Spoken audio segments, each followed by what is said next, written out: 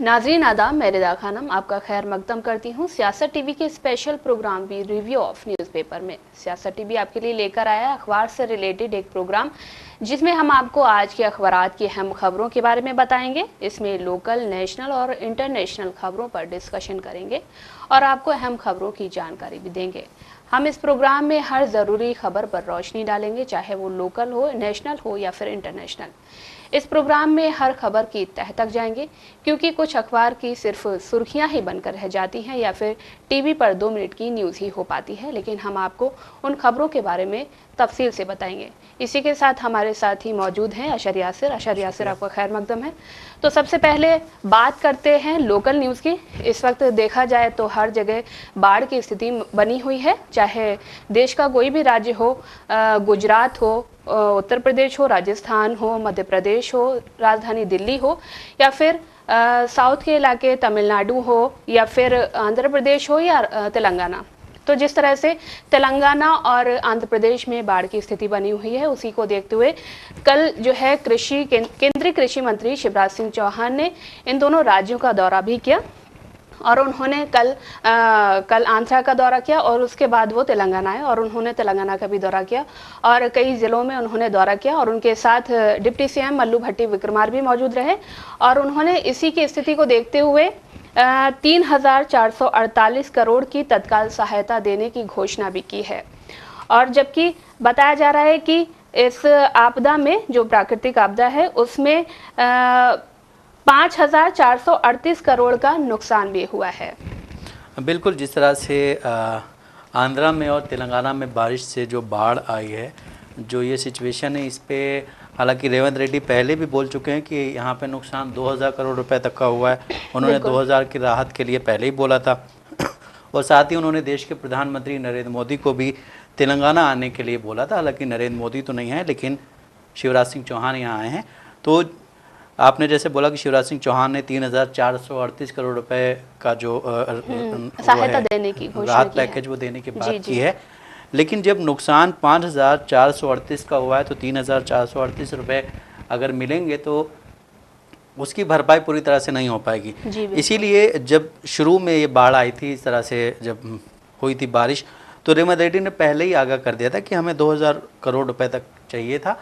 लेकिन अब जब इन्होंने बोला है कि 3,438 करोड़ रुपए मिलेंगे, तो शायद, हालांकि ये पूरे नहीं हैं, लेकिन फिर भी एक हल्की फुल्की कहीं ना कहीं राहत दे रही है। जिस तरह से वो वहाँ आंध्र प्रदेश आए और तेलंगाना आए, तो इसमें जब आप जाएंगे वहाँ पे देखेंगे, वहाँ की चीज़ों का सर्वे करेंगे तो आपको बहुत कुछ नज़र आएगा। यहाँ से बोल दिया, जिस तरह से शुरू में बोला गया था रेवंत की तरफ से कि 2,000 करोड़ रुपए चाहिए मुझे और प्रधानमंत्री नरेंद्र मोदी से जल्द वो करें, पारित करें इसको, मतलब हमें दें ये पैसा, तो हम लोगों की जो है वो कर सकें मदद। और वहीं प्रधानमंत्री नरेंद्र मोदी हमारे स्टेट का दौरा भी करें, लेकिन इसमें वो तो आए नहीं प्रधानमंत्री, बट ये जो यहाँ पे आए हैं शिवराज सिंह चौहान, और फिर इसमें जो है काफ़ी लोगों ने डोनेट भी किया है। इसमें काफ़ी लोगों ने डोनेट किया, चाहे वो क्या बोलते हैं, ये जो तेलुगु इंडस्ट्री, फिल्म इंडस्ट्री, इसके लोग हों या फिर यहाँ के बिजनेसमैन हों, बहुत लोगों ने इसमें डोनेशन किया और कहीं ना कहीं ये लोगों तक पहुँचेगी और इससे काफ़ी फ़ायदा होगा। जी, इसी बीच जैसे आपने डोनेशन की बात की, तो जीएमआर ग्रुप है, उसने 2.5 करोड़ का दान भी दिया है तेलंगाना गवर्नमेंट को राहत कोष के तौर पर। और वहीं पर अब हम दूसरी खबर की बात करें तो इस वक्त जो न्यूज़पेपर की सुर्खी बना हुआ है कि केंद्रीय गृह मंत्री अमित शाह 2 दिवसीय दौरे पर हैं जम्मू कश्मीर में और आज उनका दूसरा दिन है और उन्होंने इस दौरान भाजपा ने एक संकल्प पत्र भी जारी किया है और इसमें उन्होंने कहा कि आज़ादी के समय से हमारी पार्टी के लिए जम्मू कश्मीर का भूभाग महत्वपूर्ण रहा है, इसे जोड़ने के लिए हमने कई प्रयास किए हैं। और उन्होंने आर्टिकल 370 को लेकर भी एक बयान दिया। उन्होंने कहा कि आर्टिकल 370 एक इतिहास बन चुका है और ये कभी ख़त्म होने वाला नहीं है, ये लौट कर नहीं आएगा। और उन्होंने ये भी कहा कि यही विचारधारा थी जो युवाओं के हाथ में पत्थर देने के लिए मजबूर करती थी। बिल्कुल सही बात है। जिस तरह से अमित शाह के बारे में कहा, वो कल गए वहाँ पे जी, तो उससे काफ़ी चीज़ें निकल के सामने आती हैं कि जब टिकट अनाउंसमेंट हुआ था उम्मीदवारों का, तो वहाँ पे एक भगदड़ मच गई थी जी। बीजेपी के कुछ ऐसे लीडर्स हैं जिनको टिकट नहीं दिया गया था, जो चाह रहे थे उनको टिकट मिले। तो ये भी देखा मतलब देख सकते हैं कि इनका जो वहाँ जाना है वो कहीं ना कहीं वो जो वहाँ पे टूट फूट की शुरू हो रही थी उसको कवर करने के लिए गए। और आज जो है उनकी कार्यकर्ताओं के साथ एक मीटिंग भी है, तो उसमें कुछ चीज़ें क्लियर करेंगे वो। और जिस तरह से आपने बोला कि अमित शाह ने बोला है कि 370 नहीं हटेगा, तो उन्होंने ये बयान दिया है कि पहले यहाँ अलगाववादियों के सामने सरकारें नतमस्तक हुआ करती थीं, बीते 10 साल में यहाँ शांति रही है और विकास हुआ है। 370 और 35A ख़त्म करना ऐतिहासिक फैसला रहा। अब ये दोनों अतीत बन चुके हैं, उनकी अब कभी वापसी नहीं होगी। तो जिस तरह से ये अमित शाह ने बोला है कि यहाँ पे शांति रही है, शांति तो नहीं रही है क्योंकि जब कब वहाँ के लोगों के मरने की खबरें आती हैं कि कोई वहाँ पे मजदूर है उसको मार दिया गया, कोई फेरी वाला उसको मार दिया गया, इस तरह की शांति तो नहीं रही। जिस तरह से राहुल गांधी ने बोला था कि वहाँ पे एक राजा बिठाया गया है, उस राजा के हिसाब से सब कुछ चलता है। तो अमित शाह जब वहाँ गए हैं तो वो कश्मीरियों के लिए कम और अपनी पार्टी को मजबूत करने के लिए ज़्यादा गए, क्योंकि वहाँ पे इस वक्त बीजेपी का जो संगठन है वो उस तरह से मजबूत नहीं, क्योंकि वो कहीं ना कहीं टूट मची हुई है। क्योंकि जब आप टिकट के आस में बैठे होते हैं, आपने पूरा काम किया होता है, आपको टिकट नहीं मिलता है तो इंसान जो है गुस्सा हो जाता है पार्टी से। तो वहाँ पे ये भी खबरें आई थी काफ़ी वो जो उनके ऑफिस हैं वहाँ पे मतलब हंगामा भी किया गया था, प्रोटेस्ट भी हुआ था।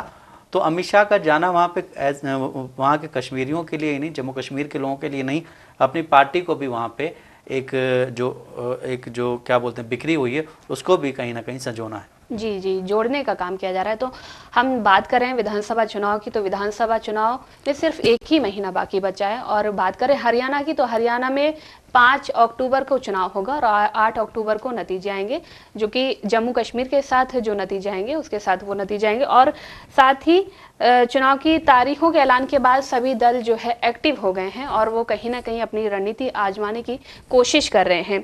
और इसीलिए लगातार बैठकें भी हो रही हैं। और जो भाजपा है उन्होंने अपने उम्मीदवारों की पहली सूची भी लिस्ट जो है जारी कर दी है, जिसमें 67 उम्मीदवारों को जगह दी गई है, जिसमें कुछ नए चेहरे भी उन्होंने सामने लाए हैं और पुराने चेहरों को उन्होंने दरकिनार भी किया है। और कुछ पुराने चेहरों पर उन्होंने किस्मत भी आजमाई है। और जो पुराने चेहरे थे जिनको उन्होंने दरकिनार किया है उनमें से कुछ लोग नाराज भी नजर आ रहे हैं। इसी के साथ कल एक और बड़ी खबर सामने आई है कि जो पहलवान हैं विनेश फोगाट और बजरंग पूनिया, उनको कांग्रेस में शामिल किया गया है। इस पर आपका क्या कहना है? जिस तरह से ये काफ़ी पिछले 3-4 दिनों से खबरें आ रही थी कि विनेश फोगाट और बजरंग पूनिया कब कांग्रेस उसमें शामिल होंगे कांग्रेस में, तो वो कल ऑफिशियली शामिल भी हो गए हैं। और विनेश फोगाट को उन्होंने टिकट भी दे दिया, हरियाणा की सीट जुलाना से विनेश फोगाट को टिकट दिया गया है। और जिस तरह से उन्होंने बोला है जब वो कांग्रेस में शामिल हुई विनेश फोगाट, कि जिस वक्त हम प्रोटेस्ट कर रहे थे उस वक्त हमारे साथ देश की सारी पार्टियां खड़ी थीं सिवाय एक पार्टी को छोड़ करके, और वो पार्टी थी बीजेपी। उन्होंने बोला है कि मैं आज मैं जो आई हूँ कांग्रेस में तो मैं बहुत सोच विचार करके आई हूँ, क्योंकि यही एक ऐसी पार्टी है जो कहीं ना कहीं देश को अच्छी तरह आगे लेकर चलती है। हालांकि जब विनेश फोगाट, साक्षी मलिक और बजरंग पूनिया विरोध प्रदर्शन कर रहे थे ब्रजभूषण के खिलाफ, तब जो है प्रियंका गांधी और जो कांग्रेस के नेता थे उन्होंने उनका साथ भी दिया था उस समय पर। और जब वो डिस्क्वालीफाई होकर आई हैं वहां से, तो दिल्ली एयरपोर्ट पर जो हरियाणा के नेता हैं हुड्डा, उन्होंने उनको रिसीव भी किया। बिल्कुल बिल्कुल, ब्रजभूषण का भी एक बयान आया सामने। उन्होंने कहा है कि राहुल और प्रियंका गांधी की जोड़ी ने दीपेंद्र हुड्डा, जो उनको रिसीव करने गए थे, दीपेंद्र हुड्डा को आगे किया है और ये महिलाओं के खिलाफ उन्होंने उनको भड़काया, इस वजह से ये गई हैं कांग्रेस में। और मतलब इस पे काफ़ी ज़्यादा बहस भी हुई थी उस दौरान कि ब्रजभूषण को क्यों नहीं हटाया जा रहा है। काफ़ी जब मामला आगे बहुत बढ़ चुका था उसके बाद ब्रजभूषण को हटाया गया, लेकिन जो अध्यक्ष बनाया गया वो भी कहीं ना कहीं उनसे रिलेटेड ही है। जी। तो जब वो वहाँ पे इलेक्शन मतलब जब होगा, लड़ेंगी और उम्मीद यही की जा रही कि वो जीत के आएंगी, तो कहीं ना कहीं देश में एक अच्छा संदेश जाएगा कि एक पहलवान जो पहले अपने लिए लड़ी, उसके बाद जब वो देश के लिए लड़ने के लिए गई वहाँ पे ओलंपिक्स में, तो उसका वेट ज़्यादा करके उसको वहाँ से बाहर कर दिया गया, फिर भी वो नहीं टूटी और अब वो इलेक्शन लड़ रही है। हालांकि विनेश फोगाट के बारे में कहा जाए तो विनेश फोगाट जो कांग्रेस उन्होंने ज्वाइन किया है तो कहीं ना कहीं भाजपा पर उनका बहुत गहरा असर पड़ेगा।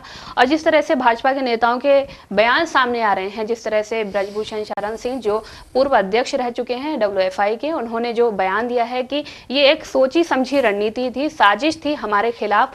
और जो जिस तरह से प्रियंका गांधी उनके प्रोटेस्ट में शामिल हुई, दीपेंद्र हुड्डा उनको रिसीव करने पहुंचे, तो कहीं ना कहीं पहले से उनके राजनीति में आने के कयास भी लगाए जा रहे थे और भाजपा के नेता लगातार उन पर यही आरोप लगा रहे हैं। बिल्कुल। इसके बाद उनकी जो चचेरी बहन है बबीता फोगाट, उन्होंने भी एक बयान दिया। उन्होंने कहा है कि व्यक्ति से बड़ा दल और दल से बड़ा देश होता है। जी बिल्कुल। तो कहीं ना कहीं उनको भी एक क्या बोलते हैं, एक झटका लगा है। हाँ, झटका लगा, बुरा लगा है कांग्रेस में जाने का। हालांकि जब ये बात कही जा रही है कि जो क्या बोलते हैं, जब ये कांग्रेस में आई है तो कांग्रेस ने इनका साथ दिया और कहीं ना कहीं भड़काया देश के प्रति, तो बबीता फोगाट भी तो बीजेपी में है। जी बिल्कुल। उनको, वो भी तो एक पहलवान थी, उनके बारे में भी ऐसा बोला जाता है। जी जी जी, आप बोलिए उनके बारे में भी ऐसा। इस तरह के बयान अगर दे रहे हैं तो कम से कम आप अपने गिरेबान में भी झांकें कि आपने क्या किया है। जी, आपने भी ऐसे कई सारे लोगों को क्या बोलते हैं, दिया है टिकट, और जिस तरह से वो जो जेलर हैं उनको भी टिकट दिया गया है। तो सुनील सांगवान, हाँ, सुनील सांगवान, उनको टिकट दिया गया। हालांकि उन्होंने जो जिस पे रेप का केस हो गया है, जी जी, रेप का आरोपी है वो, उसको 6 बार पैरोल दी थी। और कहीं ना कहीं ऐसा लगता है कि उनको पैरोल देने के एवज में ही उनको ये टिकट दिया गया। बिल्कुल। और उन्होंने कल एक बड़ा बयान दिया है कि हमारी जो फैमिली है वो काफ़ी टाइम से जो है क्या बोलते हैं, बीजेपी के साथ थी, पॉलिटिक्स में थी, सॉरी जी। अब हमें टिकट मिला है तो इसका एक इशू बनाया जा रहा है। जी, जैसा कि भाजपा हमेशा महिला सुरक्षा की बात करती है, सुरक्षा व्यवस्था की बात करती है कि जहां जहां हमारी पार्टी है, जहां जहां हमारी सरकार है, वहां पर महिलाएं बहुत सुरक्षित है। चाहे वो योगी आदित्यनाथ हो या मध्य प्रदेश के सीएम मोहन यादव हैं या फिर राजस्थान के सीएम हो, वो बहुत ही बड़े बड़े वादे करते हैं। तो अगर देखा जाए तो कल एक खबर सामने आई, हालांकि वो खबर बहुत पुरानी है, बहुत पुरानी नहीं, 2-3 दिन पहले की है, कि मध्य प्रदेश के उज्जैन में एक जो भिखारी महिला थी 45 साल की, उनके साथ रेप हुआ है। और वो रेप एक बीच चौराहे पर सड़क के किनारे हुआ और उसमें जो आरोपी था उसने ऐसा इल्जाम लगाया जा रहा है कि उसने जबरदस्ती शराब पिलाकर महिला के साथ रेप किया और आने जाने वाले लोग सिर्फ वीडियो बनाते रहे। हालांकि उन्होंने उन्हें रोकने की कोशिश नहीं की और कहा जा रहा है कि इसमें जो वीडियो बना रहे थे उनमें से 3 लोगों के ऊपर कार्रवाई भी की जा रही है। और इसी के साथ एक राजनीति भी फैल चुकी है। जो मध्य प्रदेश के कांग्रेस के अध्यक्ष हैं जीतू पटवारी, उन्होंने कहा है कि आरजीकर मेडिकल कॉलेज में जो घटना हुई थी, भाजपा उस पर बहुत जमकर विरोध प्रदर्शन कर रही थी, बहुत ही उसको बढ़ावा देने की बात कर रही थी, बड़ा बनाने की बात कर रही थी, वहां के मुख्यमंत्री से इस्तीफे की मांग भी कर रही थी। और वहीं पर जो उनके भाजपा के अध्यक्ष हैं वीडी शर्मा, उन्होंने उन पर पलटवार करते हुए कहा कि भाजपा सिर्फ राजनीति करती है ऐसे मुद्दों पर। उन्होंने एक बात कही थी जो बहुत ही चुभने वाली बात है। उन्होंने कहा कि विपक्षी दलों के पास कोई ऐसा मुद्दा नहीं है, इसीलिए वे हर प्रकार की घटना को बढ़ा चढ़ाकर पेश करने की कोशिश कर रहे हैं। उनकी नजरों में ये जो घटना हुई है, जो सड़क पे एक महिला के साथ, बीच सड़क पे महिला के साथ जो रेप हुआ है, उनके लिए एक ऐसी वैसी घटना है, बहुत छोटी घटना है, जिस तरह से उन्होंने ये बयान दिया। बिल्कुल, जिस तरह से उज्जैन में बीच सड़क पे जो महिला के साथ रेप हुआ है, इस पे काफ़ी लोगों की प्रतिक्रियाएं आ रही हैं। और हालांकि उसको, जो आरोपी था, उसको गिरफ्तार कर लिया गया है। लेकिन वहीं एक चीज़ आप ये भी देखें कि इस वक्त हमारे समाज में लोग वीडियो बनाते हैं जी, मानसिकता उसको रोकने की, उसको महिला को बचाने की, या कहीं पे भी अगर 2 लोगों की लड़ाई हो रही होगी तो हम पहले अपना कैमरा निकाल के वीडियो बनाने लगेंगे। उनको रोकने की, उनको बचाने की कोशिश हम नहीं करते हैं। तो ये जो सोशल मीडिया पे एक वो बोलते हैं कि जब से सोशल मीडिया आया तब से हर एक इंसान पत्रकार बन गया है। वो कहीं भी कोई चीज़ दिखती, वीडियो बना के फ़ौरन डाल देता है। तो ये चीज़ें ख़त्म होनी चाहिए। वहीं जब इस पे बात की गई, जैसे आपने बोला कि जीतू पटवारी ने बोला, तो वीडी शर्मा ने बोला कि इस पे राजनीति नहीं करनी चाहिए। लेकिन वहीं हर प्रकार की घटना को बड़ा स्वरूप देने की कोशिश करते हैं विपक्षी दल। बिल्कुल। वहीं प्रियंका गांधी का भी एक बयान सामने आया, उन्होंने इमोशनल ट्वीट किया, कहा है कि हमारा समाज, मतलब हमारा समाज है वो किस तरफ जा रहा है। अगर किसी के साथ कुछ भी ऐसी घटना हो रही है तो हम वीडियो बना रहे हैं। बिल्कुल। और ये कहीं ना कहीं देश के लिए, देश में जो सुरक्षा है उसके लिए काफ़ी ख़तरनाक है। नौजवानों के लिए बहुत ज़्यादा ख़तरनाक चीज़ें हैं ये कि हमारे जहन में एक चीज़ बैठ गई कि अरे ये हो रहा है, चलो हम वीडियो बना लेते हैं। तो ये नहीं होना चाहिए। सबसे पहले हमको उस चीज़ को बचाना चाहिए। अगर कुछ गलत हो रहा है, लड़ाई हो रही है, इस तरह की चीज़ों में हमें आगे आकर के बचाना चाहिए। वीडियो तो बाद में बनते रहेंगे। कई लोग आपको वीडियो बनाएंगे, आप बचा रहे हैं, तो आपको हो सकता है शाबाशी मिले, व्यूज़ ज़्यादा हैं, आपके फ़ैन फॉलोइंग बढ़ जाए। वहीं जब आपने बोला कि जीतू पटवारी ने बोला एक कि यहाँ पे जो हादसा हुआ है ये वाली रेप वाला, तो वीडी शर्मा ने उस पर बोला कि राजनीति ना करें, राजनीति ना करें। जब अभी कोलकाता में जो केस हुआ था उस पर तो बीजेपी आज तक उस केस को भुना रही बैठ करके, कोलकाता आरजीकर वाला। आज भी कहीं ना कहीं बीजेपी का कोई लीडर कुछ ना कुछ वहाँ के लिए ममता बनर्जी के खिलाफ बोल ही देता है कि एक महिला मुख्यमंत्री के होते हुए वहाँ पे एक महिला लेडी डॉक्टर के साथ जो ट्रेनी थी उसके साथ रेप हुआ, उसका मर्डर हुआ। लेकिन वही जब आपके राज्यों में होता है, अभी मध्य प्रदेश में हुआ है, मध्य प्रदेश की घटना सोशल मीडिया पे वायरल हुई, उसके बाद उस पर लोगों की प्रतिक्रिया आनी शुरू हुई। जाहिर है जब ऐसी चीज़ें होती हैं तो हर पार्टी कुछ ना कुछ बोलती है। तो आप जब इतना बोलते हैं तो आपको सब्र करने का, आप उस पर एक्शन लीजिए, आप ऐसे कानून बनाइए जिससे ये चीज़ें ना हो। अब ममता बनर्जी ने वहाँ पे कानून जो बिल था वो पेश किया है, आप भी पेश कीजिए, आप भी उस तरह का एक बिल पेश कीजिए। आप मोहन यादव, आप वहाँ पे एक बिल पेश कीजिए, योगी आदित्यनाथ अपने राज्य में एक बिल पेश करें इससे रिलेटेड। और सेंट्रल गवर्नमेंट को चाहिए कि जब अब जो सेशन बैठ रहा है, जब सेशन चलेगा तो उसमें एक बिल पेश करना चाहिए इससे रिलेटेड। हालांकि जैसे कि जीतू पटवारी ने कहा कि जो सत्ता पक्ष है वो जो है आरजीकर मेडिकल कॉलेज में जो घटना हुई थी उसको बढ़ा चढ़ाकर पेश करने की कोशिश कर रही थी और अभी तक उसके विरोध प्रदर्शन में लगी हुई है।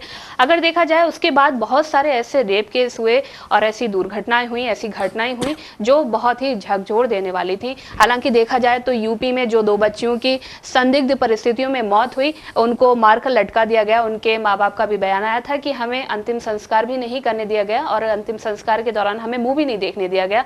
और वहीं पर बात करें उत्तराखंड की, तो उत्तराखंड में भी उसी घटना के बाद जो कोलकाता में जो घटना हुई थी उसी के 2 या 3 दिन के बाद एक महिला डॉक्टर के साथ उत्तराखंड में जो मुस्लिम समुदाय की थी जी, उनके साथ रेप हुआ, उनके साथ उनको मार दिया गया। और वहीं पर देखा जाए महाराष्ट्र में भी बदलापुर में 2 बच्चियों के साथ यौन शोषण की घटना सामने आई थी।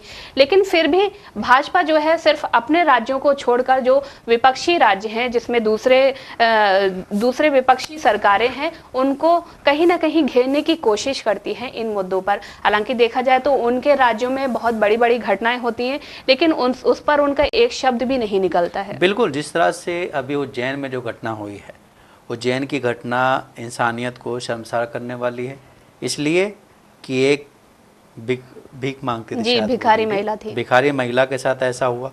दूसरा कि आपने शराब पिलाई उसको या आपने शराब पी।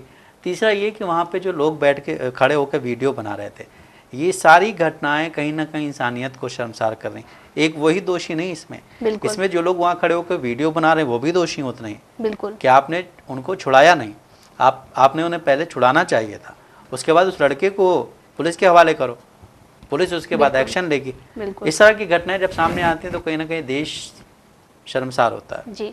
जिस तरह से इंसानियत भी शर्मसार होती है। जिस तरह से ये घटनाएं जो सामने आ रही हैं, लोग देख रहे हैं कि अगर कोई एक्सीडेंट होता है, हम आमतौर पर देखते हैं एक्सीडेंट होता है या कोई दूसरी घटना होती है, लोग पुलिस को इत्तला करने के बजाय उसका वीडियो बनाने में मशगूल हो जाते हैं। हालांकि अगर हम थोड़ी सी जद्दोजहद करें तो हम उस इंसान की जान भी बचा सकते हैं। जिस तरह से ये उज्जैन में जो घटना सामने आई है वो बहुत ही शर्मसार करने वाली है। और इसी से 2 दिन पहले भी एक घटना आई थी राजस्थान से। वहां पर एक 28 साल के लड़के ने अपने 52 साल की मां का बलात्कार किया, वो भी शराब के नशे में था। इस तरह की एक घटना सामने आई थी। बिल्कुल, जिस तरह की घटनाएं सामने आ रही हैं और फिर बीजेपी जम्मू कश्मीर में जाके बोलती है कि यहाँ पे सब कुछ ठीक है।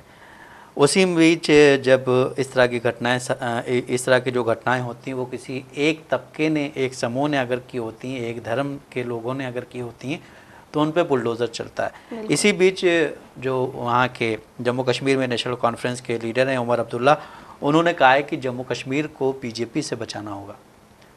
और उन्होंने साथ ही यूपी गवर्नमेंट पे भी निशाना साधा। उन्होंने कहा है कि यूपी में मुसलमानों के घर गिराए जा रहे हैं, आप पहले यूपी को संभालिए, आप पहले देश को संभालिए, आपसे कश्मीर तो संभल रहा नहीं। वैसे भी आपने बोला कि यहाँ पे 370 हटने के बाद कोई घटना सामने नहीं आई है, लेकिन वही अगर डेटा उठा के देख लें तो हर 3 महीने में 2-3 घटनाएं सामने आ जाती हैं। कहीं कोई मजदूर मारा है, कोई बिहार का मजदूर बेचारा वहाँ काम करने गया है, उसको मार दिया जा रहा है जी। तो इस तरह की घटनाएं सामने आ रही हैं। आप अपने राज्यों में जहाँ पे आपकी गवर्नमेंट है वहाँ पे आप कुछ कर नहीं पा रहे हैं, और आप दूसरे राज्यों में जा करके जहाँ पे आपकी गवर्नमेंट नहीं है वहाँ इस तरह के बयान दे रहे हैं कि नहीं, यहाँ अगर हम आ गए तो सब कुछ ठीक हो जाएगा जी। आपने यही अमित शाह थे जिन्होंने यूपी में बोला था कि 12 बजे लड़की भी अगर अकेले जाएगी गहने पहन के, उसके साथ कुछ नहीं होगा। कितनी घटनाएं सामने है। हालांकि जो 2 लड़कियों की जो मृत्यु हुई उनको मारकर लटका दिया गया, इस तरह से जो उनके माँ बाप का इल्जाम है। तो अमित शाह ने जैसा कि बयान दिया था कि रात में 12 बजे लड़कियां गहने पहनकर निकल सकती हैं, हालांकि वो तो दिन में गई थी। वो दिन, अब बताइए, दिन में तो वहाँ सेफ नहीं है कोई जी जी, और आप रात की बात कर रहे हैं। और जो आपके जो लीडर्स हैं जो इन केसेस में मुलविस हैं उनको भी आप कुछ नहीं कर रहे हैं। चाहे वो रेवन्ना हो, भाई आप जेडीएस के साथ में हैं, और इलेक्शन से जस्ट पहले का ये केस है, कितनी महिलाओं के साथ उसने शोषण किया है। और यासिर, जिस तरह से ये जो खबरें आ रही हैं आए दिन रेप की और मर्डर की, जिस तरह से देखा जाए, जो अभी बीएचयू में जो 3 आरोपी थे जो लड़की के साथ बलात्कार किया था, तो उनको जमानत दे दी गई। तो कहीं ना कहीं जो आरोपी हैं उनके मन में एक ये बैठा हुआ है कि हम छूट जाएंगे। हम अगर भाजपा से हैं तो हम छूट जाएंगे। जी जी, हम भाजपा से हैं या उच्च जाति से हैं? उच्च जाति से हैं, और हमारा कहीं ना कहीं लगाव अगर भाजपा से है तो हम बच जाएंगे। जी जी, बाकी अगर आप दूसरे धर्म से हैं तो आपके घर पे बुलडोजर फौरन चलेगा। आपका नाम आते ही सबसे पहले आपके घर बुलडोजर पहुंचेगा, पुलिस चाहे बाद में पहुंचे। जी जी, चाहे कोई झूठा इल्जाम लगाकर ही क्यों ना बोले। देश में मुसलमानों को, मैं हर बार कहता हूँ कि मुसलमानों को सोच समझ के कदम उठाने चाहिए। जी बिल्कुल, क्योंकि आपकी वजह से कई निर्दोषों के साथ इंसाफ नहीं हो पाता, इंसाफ नहीं, कुछ ऐसी घटनाएं हो जाती जी जी कि भाई किसी ने कुछ गलत किया, उसका घर गिरा दिया गया। अब भीड़ चल रही है, एक रैली जा रही है मुसलमानों की, उसमें किसी ने पत्थर फेंका, वो उस पत्थर के चक्कर में कई और हजारों के खिलाफ FIR दर्ज हो गई, उनकी ज़िंदगी खराब हो गई। तो कुछ भी कीजिए सबसे पहले सोच समझ के इन चीज़ों को कीजिए। जी, इन सारी घटनाओं की तरफ से मोड़ लेते हैं विधानसभा चुनाव की तरफ। जिस तरह से अमित शाह 2 दिवसीय दौरे पर हैं जम्मू कश्मीर में, आज उनका दूसरा दिन है वहां पर। इसी तरह से कल JP नड्डा जो पार्टी प्रमुख हैं वो गए थे बिहार, और उन्होंने वहां पर जो नीतीश कुमार है वहां के CM, उनसे मुलाकात की थी पटना स्थित उनके आवास पर। और कयास लगाए जा रहे हैं कि कहीं ना कहीं नीतीश कुमार को मनाने की कोशिश करने के लिए वो वहां पर गए थे। बिल्कुल, देखिए, जब नड्डा बिहार गए इससे बहुत कुछ कह सकते हैं, क्योंकि आप गवर्नमेंट में साथ में हैं, सेंट्रल गवर्नमेंट में, आप राज्य सरकार में साथ में हैं, लेकिन नीतीश कुमार इन दिनों नज़र कम आ रहे थे। नीतीश कुमार कम ही नज़र आ रहे थे इन दिनों। उनके जो डिप्टी CM हैं सम्राट चौधरी, ये और लोग नज़र आ रहे थे। जिस तरह से जातिगत जनगणना का जो मुद्दा उठाया गया था बिहार में, तो उस वक्त भी नीतीश कुमार ने कुछ नहीं बोला था। उनके जो डिप्टी CM थे या BJP के लीडर्स या फिर क्या बोलते हैं JDU के लीडर्स ही बोल रहे थे जी। लेकिन अब जब ऐसी कुछ घटनाएं होती है, देखिए, जब आप सत्ता में होते हैं साथ में जी, तो आप ऐसे स्पेशली जाके नहीं मिल सकते, तो आप कुछ ऐसा ढूंढते हैं। जिस तरह इन्होंने कल एक उसका उद्घाटन किया था, उसमें बोला था, और साथ ही उसमें फिर नीतीश कुमार ने बोला कि हम 2 बार RJD के साथ चले गए थे, गलती हो गई थी, अब कभी नहीं जाएंगे, अब फिर इस तरह की गलती कभी नहीं होगी जी। आप मैनेज करने जा रहे हैं। जिस तरह से जब आपने बोला, हमारी जो पहली न्यूज़ थी कि शिवराज सिंह चौहान सबसे पहले जब साउथ में आए तो आंध्र प्रदेश गए थे। आंध्र प्रदेश वो इसीलिए गए थे कि आप उनके साथ अलायंस में हैं जी, TDP के साथ। आपको चंद्रबाबू नायडू को खुश रखना है, आपको नीतीश कुमार को खुश रखना है, बाकी लोगों को देखा जाएगा। और जब आप साथ में होते हैं अलायंस में, तो आपको बहुत कुछ कुर्बानियाँ देनी पड़ती हैं। जिस तरह से देखा जाए, जब इससे पहले गवर्नमेंट थी तो बीजेपी के लीडर ही हर जगह नजर आते थे। अलायंस के लोग ही कम थे, वो कम नजर आते थे।